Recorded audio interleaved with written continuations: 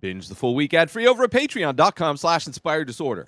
What you manifest in your mind, you can bring to reality. This is my top 5 Paul Thomas Anderson films. I've been revisiting all the Paul Thomas Anderson films recently, just one of my favorite directors in general. And it's been a while, although I'm not a big fan necessarily of his entire filmography, as you will see.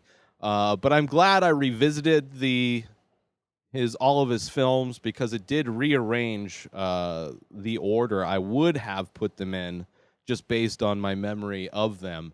And some of them I haven't seen in a long time. It's like Paul Thomas Anderson in a lot of ways was my intro into more... He's definitely more of like an art house director, some of his films. I mean, even from the beginning, he was amazing at telling stories and unafraid to tell those stories in his own visual language. And I love I have a respect for every single one of his films, despite the fact that some of them don't really resonate with me the same as others. So these are my top 5 films that I love for not only their technical aspects, but also they're kind of arranged in a way for which ones resonated with me and ones that I really enjoyed and just kind of felt for one reason or another needed to be at the place it is. So let's get it started, shall we? With my number 5 pick, my number 5 favorite Paul Thomas Anderson film. This is a film that would not have made it onto my top 5 list if I had not revisited it, because I did not enjoy it the first time I watched it. It is his most recent film, and that film is Phantom Thread. At least by the recording of this episode, he does have a movie coming out, scheduled to come out this year, called Soggy Bottom, which I'm excited to see, just to see where he goes. Despite the fact I'm not really a big fan of his films more recently, but revisiting Phantom Thread, I thought it was a beautiful film. This is starring Daniel Day-Lewis. He's playing a designer, a famous designer in the UK in the early, let's just say 1900s or so. He's kind of the guy that everybody goes to for designer dresses and outfits. He is the man, he is the artist who clothes the powerful and famous and wealthy. And the first time it's a very slow film. It's a film that's very minimal, not a lot of characters or actors in it. It's very slowly paced about a relationship that challenges the main character. The main character being played by Daniel Day-Lewis is an artist in a lot of ways, and kind of I didn't realize how much I relate to that character in a lot of ways, as far as when it comes to how I create and kind of the order of things and the kind of structure I have to creating and being inspired and working. It's a very important structure, and he's very much about his structure and order of his life, and he's going through, he usually uses women as like muses, inspiration for his work, and he usually stays with them for only a short amount of time and then leaves them for somebody else, and kind of feeds creatively on that cycle of being in a new kind of a relationship and having that new kind of inspiration to draw from as an artist. And it all changes when he finds a woman who's stands up to him in a way, and stands up to him and basically forces him into resetting, taking a moment to recover and reset and come back refreshed creatively. And it's also a film about an artist who kind of loses touch, and it's a beautiful film that I enjoyed far more the second viewing. and it wouldn't have even made my list. And it's crazy the movie that it actually replaced that didn't even make my list. But that's my number 5 pick. My number 5 favorite Paul Thomas Anderson film is Phantom Thread. Moving on to my number 4 pick, my favorite movie by Paul Thomas Anderson in the 4th position. This is his first film called Hard 8. It is another simple film, very similar in a lot of ways to Phantom Thread. Paul Thomas Anderson kind of fluctuates in a lot of ways from doing these giant ensemble cast films, complex narratives, a lot of plot, different plots and things going on, different characters doing a lot of different things. And then he does kind of these simpler things. But yeah, Hard 8 is an amazing film. It takes basically a film about an unconventional family, which is another thing that kind of is a similar through line in a lot of Paul Thomas Anderson films, about a gambler, an experienced gambler, taking a kid under his wing that's going through hard times and basically becoming a father figure to the kid, and teaching him how to survive as a gambler. And he also brings on this female who's working at a casino and trying to set them up. He's kind of a father figure to both of these people, trying to help them out. He feels a lot of guilt for something that you find out later, why he has this kind of need to be this father figure and to kind of teach them, to pass on his knowledge. But it's a great film. I enjoy it so much. It was a lot of fun to revisit. A great performance also by Samuel L. Jackson. He plays, John C. Reilly's kind of a buddy that he meets after he gets going on his own as a gambler.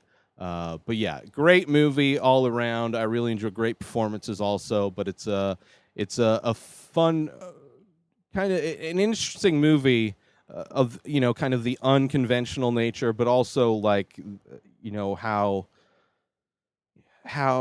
regret and guilt will cause people to do really good things to try and make up for what they did. But it's also a movie about somebody who's got a ton of experience and wisdom, and passing that on to the younger generation, and how it's hard to direct people in any kind of path in their life. So many people have to make their own paths and make their own mistakes, and some mistakes were made in this film.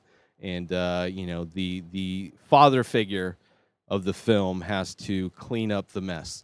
But it's a great film. It's coming in at my number 4. I liked it a lot more than Phantom Thread. It's just a really great. And for a first, there's a scene where this dialogue happens, and it's at a doorway of a motel room, and it's about what happened, this tragic thing that happened inside the motel room. And it's a scene from inside the motel room looking at the door as the character, John C. Reilly's character, is outside talking to I'm blanking on the dude who played the dad, the father figure in that movie. But it's a whole scene that's just shot where you don't see anything. Like, in your mind, you're like piecing together as a viewer the horrific scene that's not being shown inside that room, and then you finally do see it, and it adds so much because in your brain it's already been. It's just great. It's clear that Paul Thomas Anderson knew what he was doing from the start.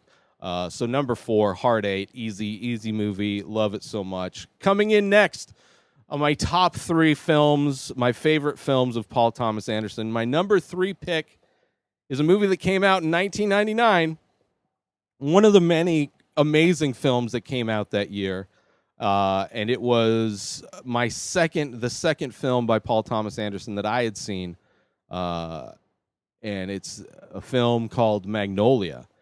Probably a film. This is. I believe Paul Thomas Anderson doing what he can do, because there's a few films that are similar in structure to Magnolia, where it's like an ensemble cast. You're not really following there's no real main character. You get amazing performance from Tom Cruise in this one. I mean, amazing performances from everybody all around. The way I mean, it's masterful to see how well Paul Thomas Anderson can handle so many storylines that are interwoven with each other. Like, I would love to see in some alternate universe Paul Thomas Anderson doing like an X-Men movie, or like an Avengers film, or like a Justice League movie, like a film, like to really show all these horrible directors out there how a master can weave this all of these crazy storylines together in a cohesive way that really pays off in the end, and also getting amazing performances out of everybody. It's a crazy film. It's a movie that's almost too much. Like, it's almost like it's not, because it's such an ensemble cast and so many people are kind of going through all kinds of different like hurdles all at the same time, despite the fact that they're all kind of related to each other tangentially. Like, all of these storylines are related to each other. It's just a beautiful film. It's just like it's almost the biggest flex that Paul Thomas Anderson has done in a film, where so many of his films after Magnolia, he really tried to minimalize. His film right after this was Punch Drunk Love, which was probably his most minimal type of a film. But it's an interesting thing for this being this is his follow up to Boogie Nights. And in a lot of ways is similar to Boogie Nights. I mean, Boogie Nights has more of a centralized main character, but there are so many characters in Boogie Nights and a lot of different storylines. This one, I think, almost does a better job of handling all of those different storylines. But it does make it on my number 3 pick. Didn't make my number 2 or my number 1, but it's a beautiful piece of film, and just kind of shows how brave Paul Thomas Anderson is with filmmaking. Kind of doing this thing where it's like so many great performances and so many great storylines, but then also finding a balance, like spinning so many plates at one time and making it all feel cohesive and fit together, and everybody's story kind of progresses in its own way. It's just a great movie. So coming in at number 3 is Magnolia. My number 2 pick is the one I just mentioned that I felt is very similar to this. It's my movie that introduced me to Paul Thomas Anderson. I probably rented it while I was working at Blockbuster. I have a feeling this one came out in 1997, so it had to have been a rental for me at some point. But I loved it, and that movie is Boogie Nights. Obviously, Mark Wahlberg is the star of the film. It was probably the best Mark Wahlberg performance he's ever done. An amazing film about him finding an unconventional family in the porn world, where Jack is a director, and there's he has like a father figures, mother figures. Very interesting that this is the film. Boogie Nights is the film that came out after Hard 8, where Hard 8 felt like that kind of unconventional family kind of dynamic. Boogie Nights really takes that emotion and really expands it out to a much bigger world with a bunch of different characters, all going through their own things. Amazing camera work, constant kinetic movement throughout, no matter what's going on. Despite the fact that there's long scenes, the camera is never not moving, and it's like perpetual. It's almost like the camera work feels like it's on cocaine, like all the other characters are in the film. So good. I loved it so much. I reviewed it last week. That's why it's so high on my list. And it's been a while since I've watched the film, and it's so amazing that he went from Hard 8, which is low budget film, not a lot of actors in it. It's not a super complex story really. To go from that to Boogie Nights is just insane. Like, he just knocked it out of the park. Definitely easily my number 2. This was my number 1 Paul Thomas Anderson film until I rewatched everything, and it really reordered a lot of things. But Boogie Nights, while I was revisiting everything, really stuck hard on that number one spot up until I revisited what I will tell you is my number one pick. But Boogie Nights, number two, amazing film, a crazy ride, the rise and fall of just this unconventional family of people, just degenerates trying to exist and succeed in doing the things that they love despite all of the realities that come with living that type of a lifestyle. And just so great. Such a great movie, such a great ride. So that is why it's my number two film, Boogie Nights. But my number one Paul Thomas Anderson film, the film that he has made out of all of his films, this is the one that I think is his masterpiece. This is a film that I reviewed yesterday, and that film is There Will Be Blood. This is the first time Paul Thomas Anderson worked with Daniel Day-Lewis, and Daniel Day-Lewis is just next level actor. So much of this film is communicated, so much of this story and so much of the emotions and things happening in this film are just told through the facial expressions of Daniel Day-Lewis. It is amazing because it is a slow, a lot happens, but you're seeing the rise of this oil man, starting off from square one, self-made in every way. And just you see his rise and his myopic focus on being successful in this industry despite all odds. Like any obstacle that gets in his way, including the boy he raised as a son, anything that gets in his way that is an obstacle, he removes. And he will do anything. He will lower himself and be humiliated by a town in order to get what he wants, because he knows in the end he will win. And the power struggle between Daniel Plainview and and Eli, the preacher of the town, is amazing. That back and forth that happens throughout the story, it's amazing. It's from not only the performances by Paul Dano, Daniel Day-Lewis, the cinematography is gorgeous. I mean, as far as the Western, the film, the visual look of it is amazing. He knows how to shoot films. The shots are perfect for everything that happens. He brought that understanding of score that he experimented with. It felt like he experimented with and tried to understand and grow in Punch Drunk Love. He took those elements of score and how the score of a film can truly impact the emotions of a viewer. And he uses, despite the fact that the score for There Will Be Blood is, an orchestral score, he still is able to bring out that chaotic, percussive string sounds that add so much chaos and tension in moments of this film that, understand it's like this score is made for this. The look of this is made to be a Western. The performances, the acting, everything, the writing, everything is molded for the type of story it's telling. And it does it in a beautiful way, and it's from top to bottom. It's a tragic film because there's really any good person that gets in the way of Daniel Plainview or even Eli, they get churned up. There's nothing really good.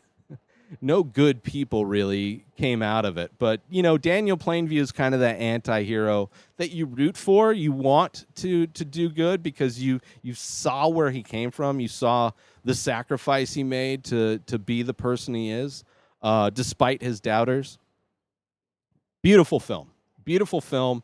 The score is amazing. Performances are amazing. I loved every bit of it. By far a masterpiece. It was a no-brainer to put it at my top of my list, despite the fact that Boogie Nights is a lot of fun. I mean, There Will Be Blood is in every way like a perfect film.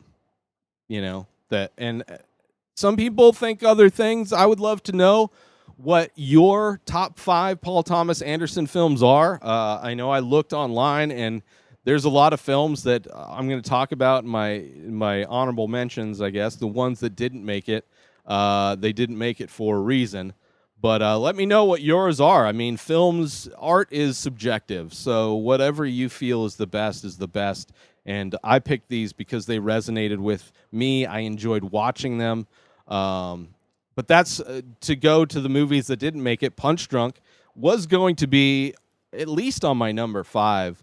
But after revisiting it, I didn't like it as much. I did enjoy what he was experimenting with as far as really stripping away everything from his story.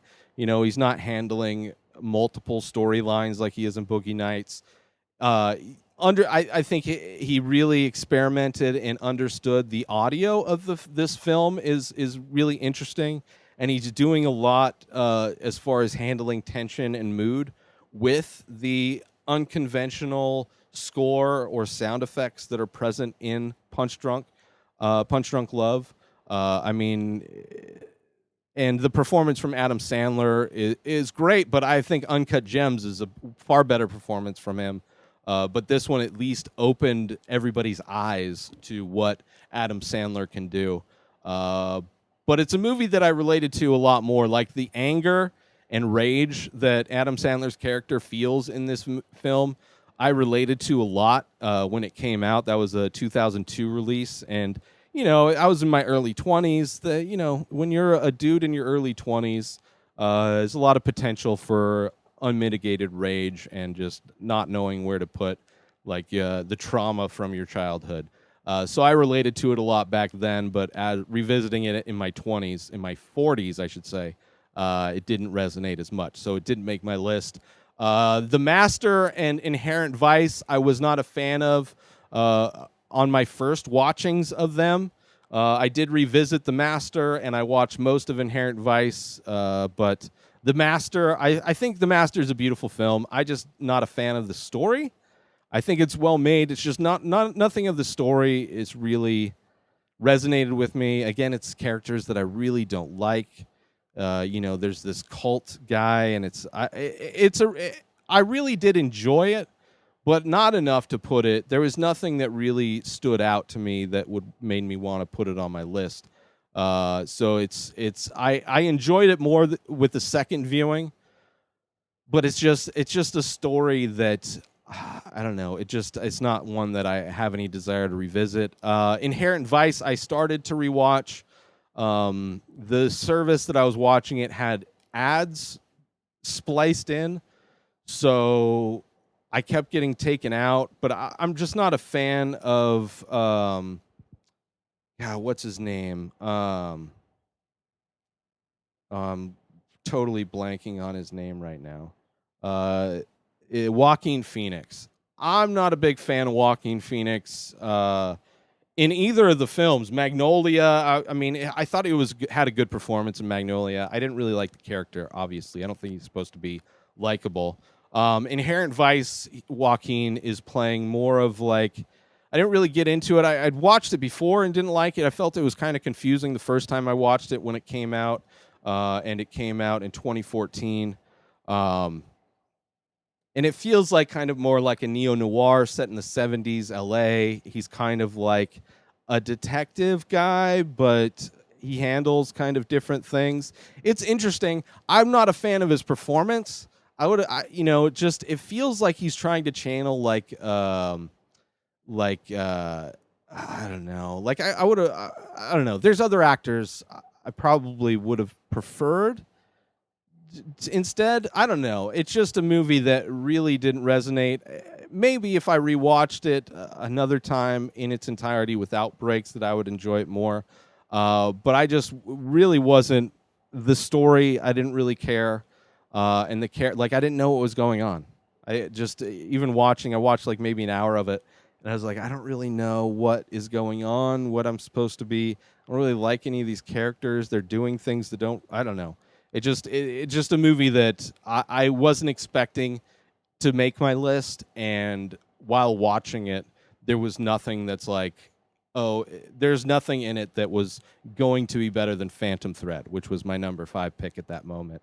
So Punch Drunk Love, The Master, and Inherent Vice didn't make my list. Still amazing films. I mean, the thing with Paul Thomas Anderson is even the worst Paul Thomas Anderson film is better than 99% of the films that are made. Same thing with Quentin Tarantino. Even the worst Tarantino films are better than everything that's being put out. But I'm excited to see what Paul Thomas Anderson does with his next one. Because, aside from my rethinking of Phantom Thread, haven't been a big fan of his films since There Will Be Blood, despite the fact that they're well made. But we'll see. Maybe it'll resonate with me, and I'll just be in a better mindset understanding Paul Thomas Anderson, which is what I enjoy about doing these top 5s on directors, revisiting directors' work and really getting a feel for their mindset and the types of stories they like to tell and how they like to tell those stories. So any Paul Thomas Anderson film, I highly recommend. I love them. Let me go over my top 5 list one more time.